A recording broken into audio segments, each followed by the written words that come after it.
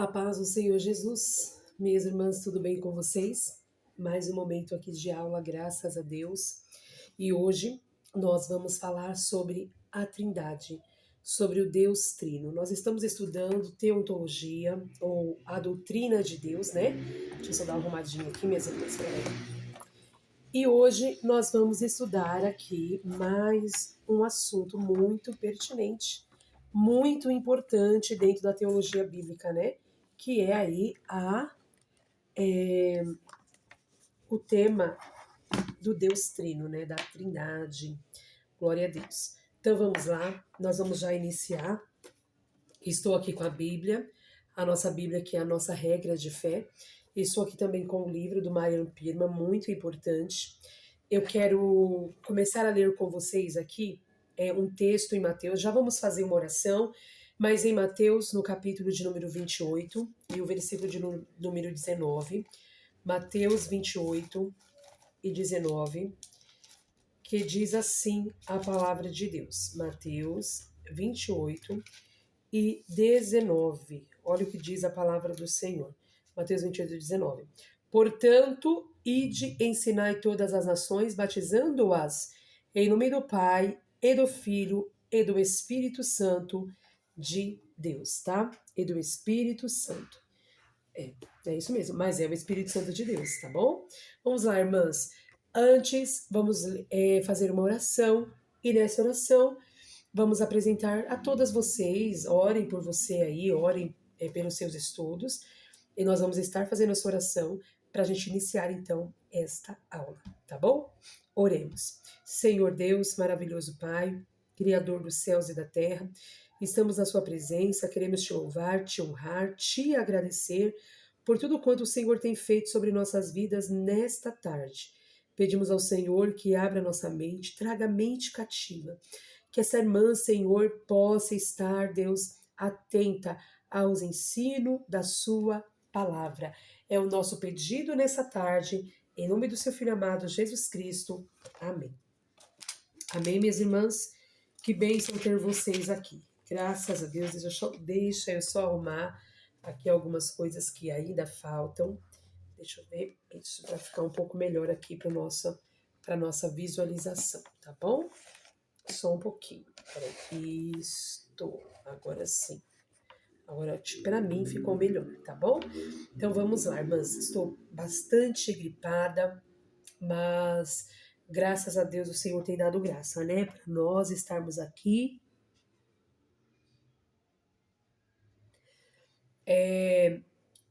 Eu estou bem gripada, mas o Senhor tem dado graça. Bom, hoje nós falaremos sobre o Deus Trino. E eu quero começar já li um versículo com vocês aqui em Mateus 28, capítulo 28, versículo 19, mas eu vou ler um trecho do livro do Marian Pirma, que diz assim, ó: O Deus Trino, a doutrina declarada. As Escrituras ensinam que Deus é um e que além dele não existe outro. Isto poderia suscitar a pergunta, abre aspas, como Deus poderia ter comunhão com alguém antes que existissem as criaturas finitas? Fecha aspas.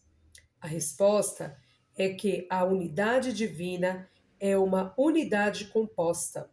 Vou repetir.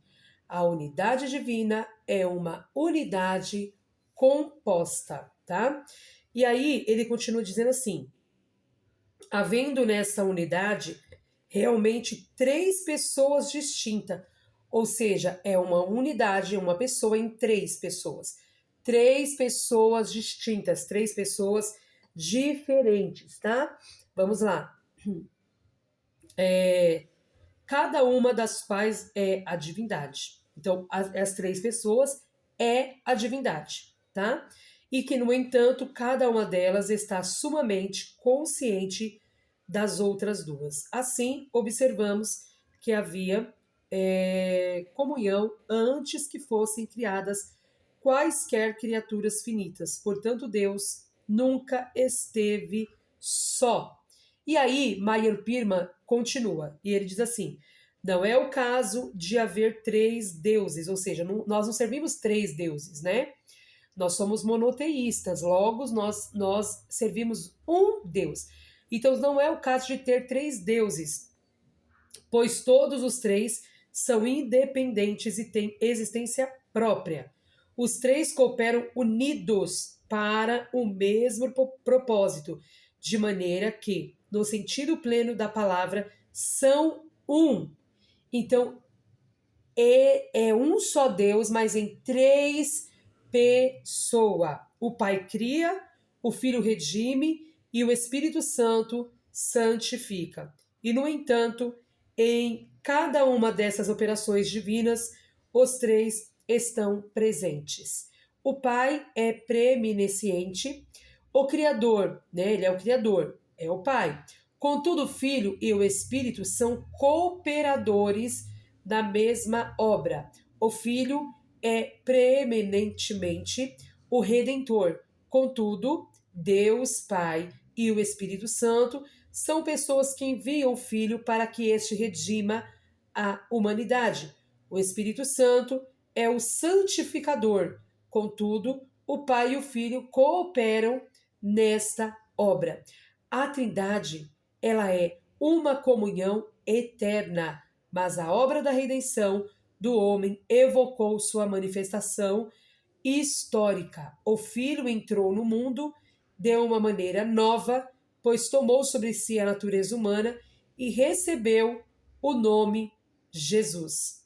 O Espírito Santo entrou no mundo de uma maneira nova, isto é, como o Espírito de Cristo incorporado na igreja, mas ao mesmo tempo os três, ou seja, o Pai, o Filho e o Espírito Santo, trabalham juntos, tá certo? Então, o Pai testificou do Filho, tá lá em Mateus capítulo 3, versículo 17. O Filho testificou do Pai, tá lá em João capítulo 5, versículo 19.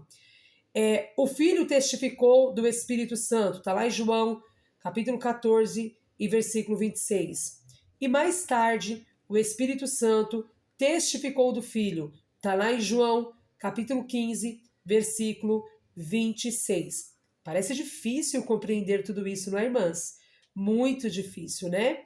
Mas não poderia ser de outra maneira, visto que estamos tentando explicar a vida íntima do Deus Todo-Poderoso. Então é difícil e jamais na sua totalidade vamos conseguir explicar, né?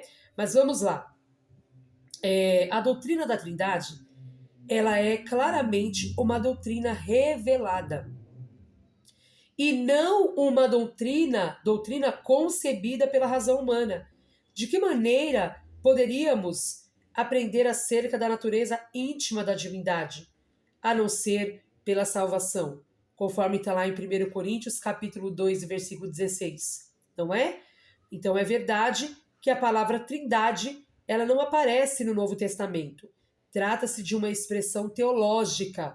A palavra Trindade, irmãs, ela não aparece, né, na Bíblia. Ela é uma expressão teológica que ela surgiu no século II, isso mesmo, no século II, para descrever a divindade. Inclusive, irmãs, nesse estudo que eu pontuei para vocês e deixei lá no nosso grupo do WhatsApp, está explicando melhor o termo Trindade, quando surgiu, tá bom? E concílio, qual concílio foi quem surgiu, quem foi a primeira pessoa a falar dessa palavra Trindade, tá tudo lá, tá bom? Bom, continuando aqui, né, dos escritos do livro do Mayur Pirma, Conhecendo as Doutrinas da Bíblia. Então, continuando, ó, é verdade que a palavra Trindade não aparece no Novo Testamento, trata-se de uma expressão teológica que surgiu no século II para descrever a divindade, mas o planeta Júpiter existiu antes de receber esse nome, e a doutrina da Trindade encontrava-se na Bíblia antes que fosse tecnicamente chamada de Trindade. Acho interessante como o Mayur Pirma escreveu e disse aqui que o planeta Júpiter, por exemplo, ele já existia muito antes de receber aí esse nome Júpiter. Assim também a Trindade, né, o Espírito Santo, o Filho e o Pai, sempre existiram bem antes de qualquer pessoa levantar ou falar sobre este nome Trindade. E assim nós iniciamos então o nosso estudo discorrendo acerca do Deus Trino, tá?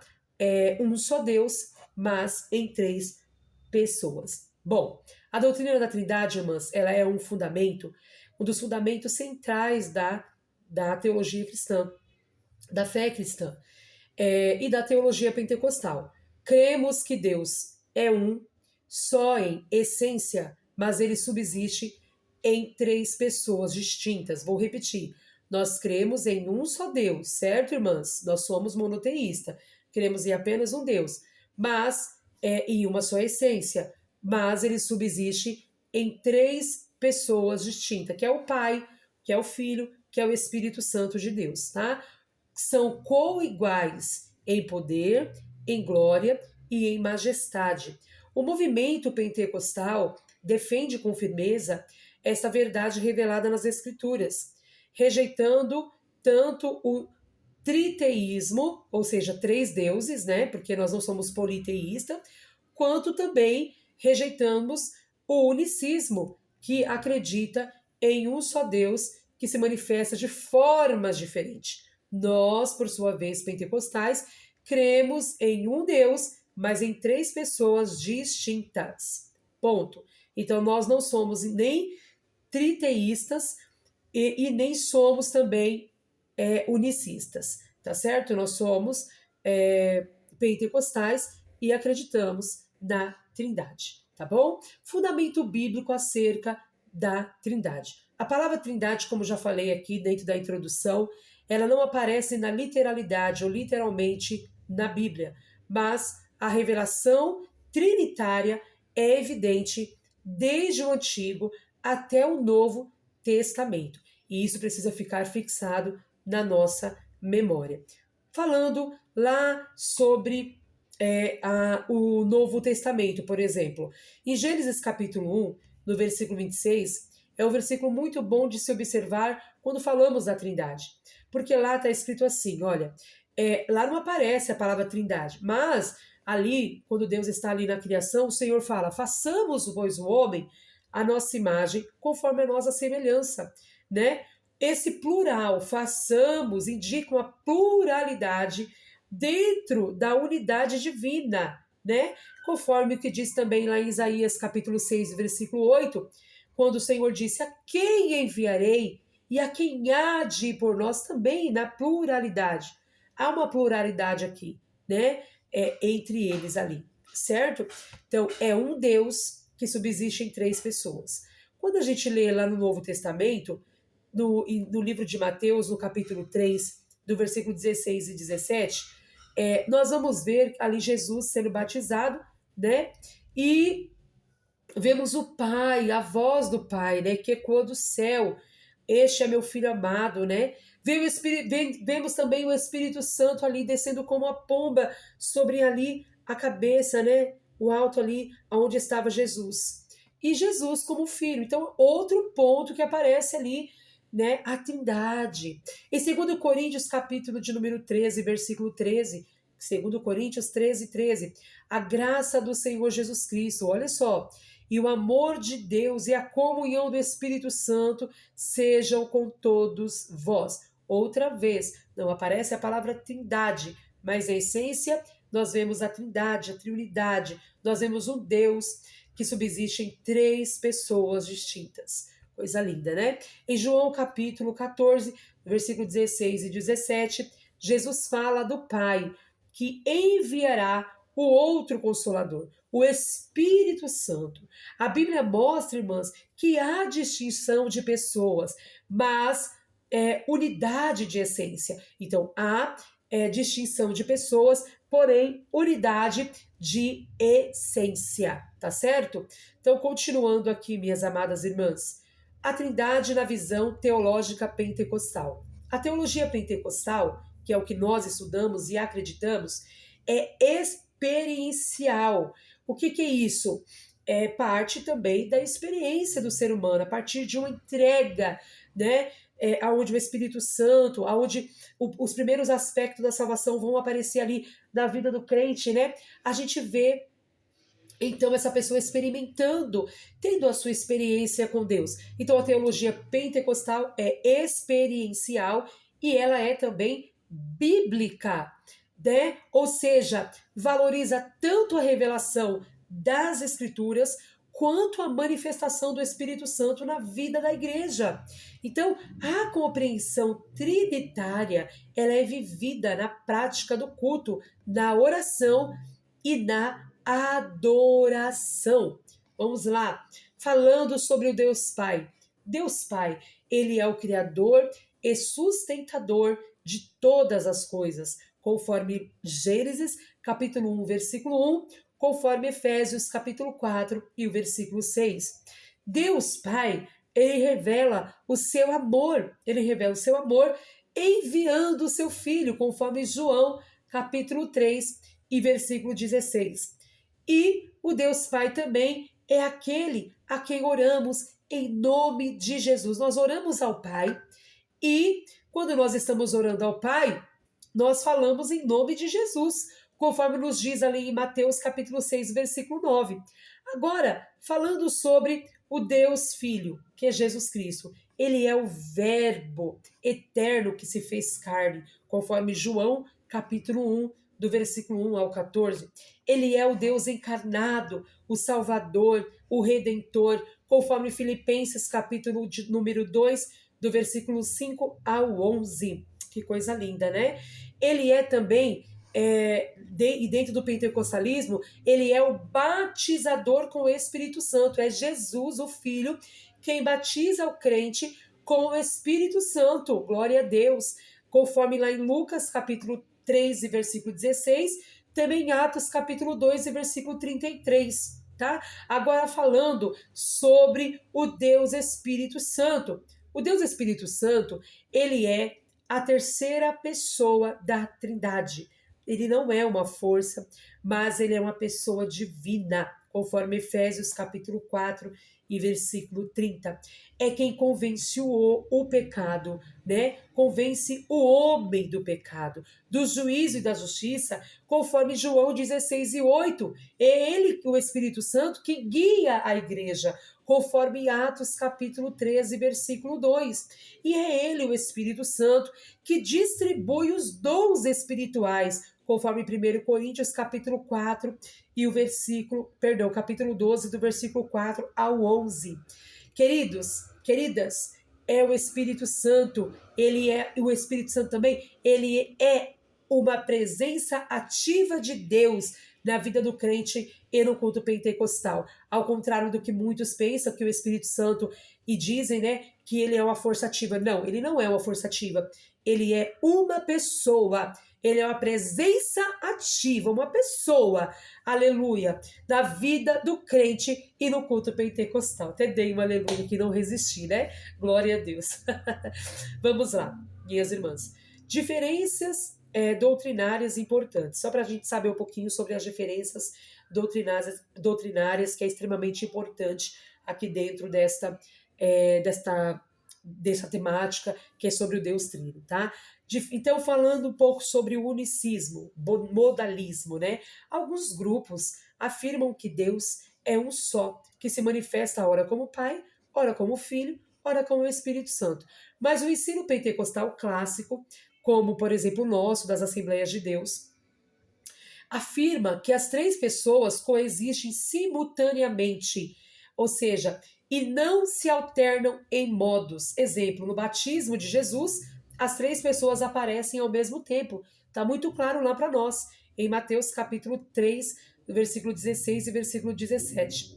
A confissão pentecostal clássica, ou seja, a declaração de fé das Assembleias de Deus da CPAD diz, abre aspas, cremos em um só Deus eternamente, subsistente em três pessoas, o Pai, o Filho, o Espírito Santo, iguais em poder, em glória, em majestade, o Criador e Redentor de tudo o que existe. Ele é o Criador, ele é o Redentor de tudo que existe. Que coisa linda, né, minhas irmãs? Glória a Deus. Vamos lá, continuando.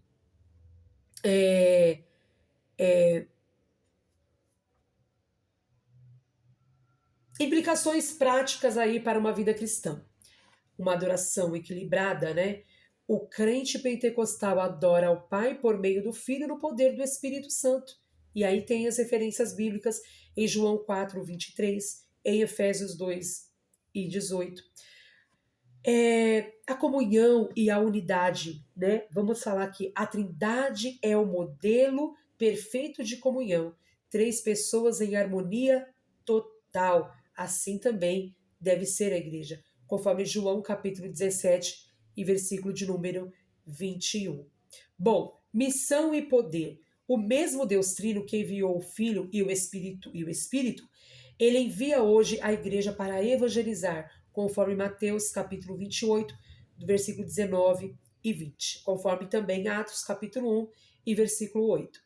Bom, uma experiência espiritual. O Espírito Santo, como pessoa da Trindade, é ele quem capacita os crentes com os dons e com os frutos do Espírito, conforme Gálatas capítulo 5, versículo 22, 1 Coríntios capítulo 12, versículo de número 7 ao 11, tá? Então, concluindo esse primeiro momento, o Deus Trino não é um mistério inventado pelo homem, mas uma verdade revelada por Deus nas Escrituras e confirmada na experiência espiritual do povo pentecostal, né? Cremos então em um só Deus verdadeiro, eternamente existente em 3 pessoas distintas e coiguais: o Pai, o Filho e o Espírito Santo, atuando juntos na criação, na redenção e na santificação da humanidade, tá certo? Em 1 João 5:7 diz assim: porque 3 são os que testificam no céu, o Pai, a Palavra e o Espírito Santo, e estes 3 são um. Glória a Deus. Aí vem a curiosidade, né? Como que foi ou que se deu o surgimento do termo, né?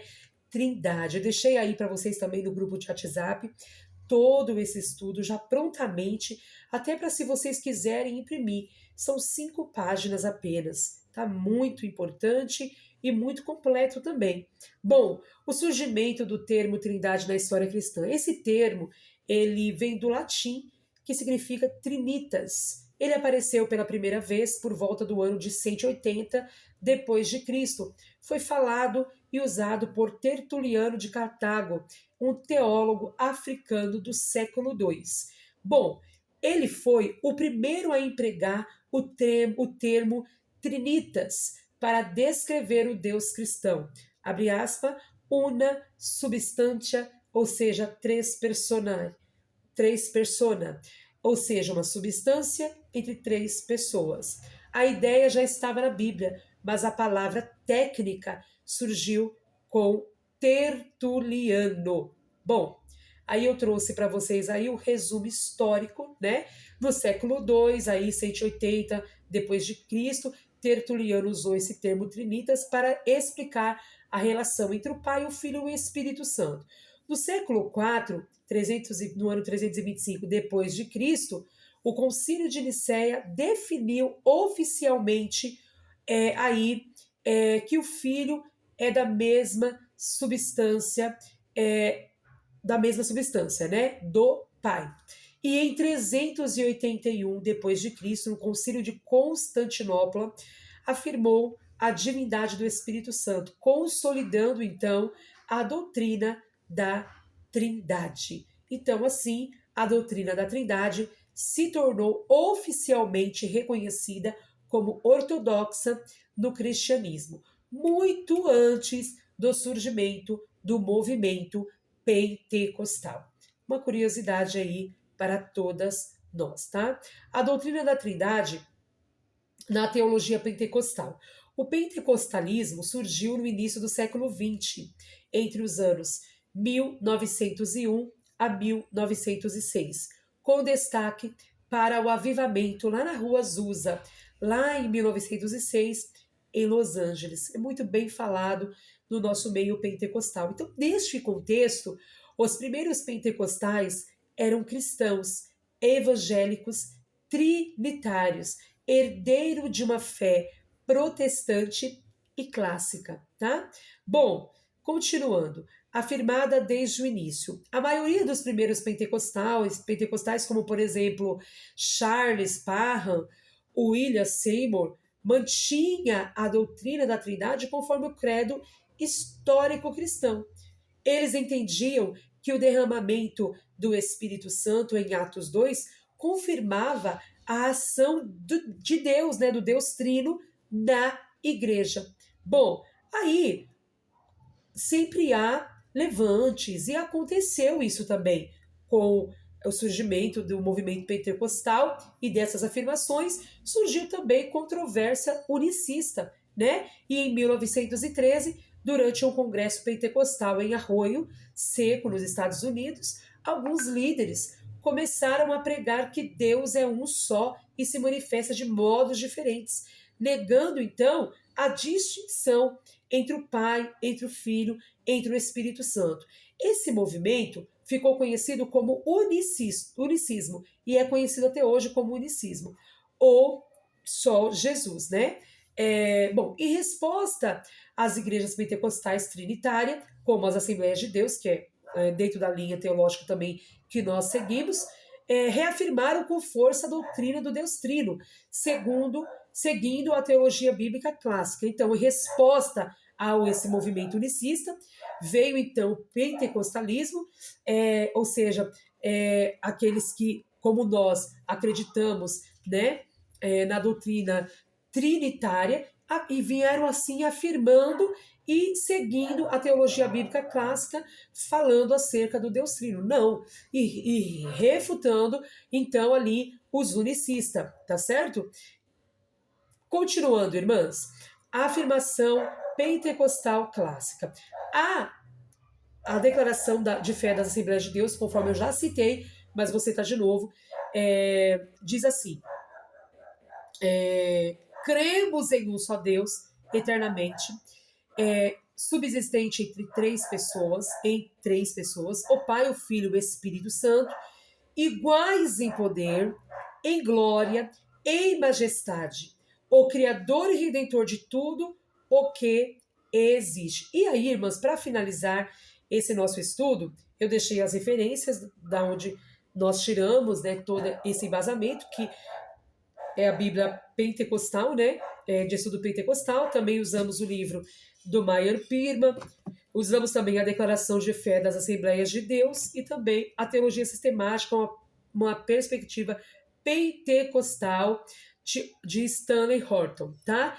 E utilizamos também os 4 volumes de Walter Brunelli, que é uma teologia pentecostal, tá bom, minhas irmãs? E aí tem a conclusão histórica, até, né? Perdão, a conclusão histórica que eu deixei no quadrinho para as irmãs aí no nosso grupo de WhatsApp, tá bom, minhas irmãs? E assim nós finalizamos a nossa aula afirmando o que? Afirmando o que está na declaração de fé das Assembleias de Deus. Cremos em um só Deus, eternamente subsistente em 3 pessoas, o Pai, o Filho e o Espírito Santo, iguais em poder, iguais em glória, iguais em majestade. Tá certo, minhas irmãs? Que Deus em Cristo vos abençoe. Espero ter auxiliado e ajudado as irmãs a entender um pouquinho mais dessa doutrina dentro desse estudo de teontologia, que é a doutrina de Deus, tendo como nosso tema hoje o Deus Trino. Que Deus abençoe, tenha um ótimo dia, ou uma ótima tarde, ou uma ótima noite, uma excelente semana. Que Deus abençoe a sua vida, em nome de Jesus.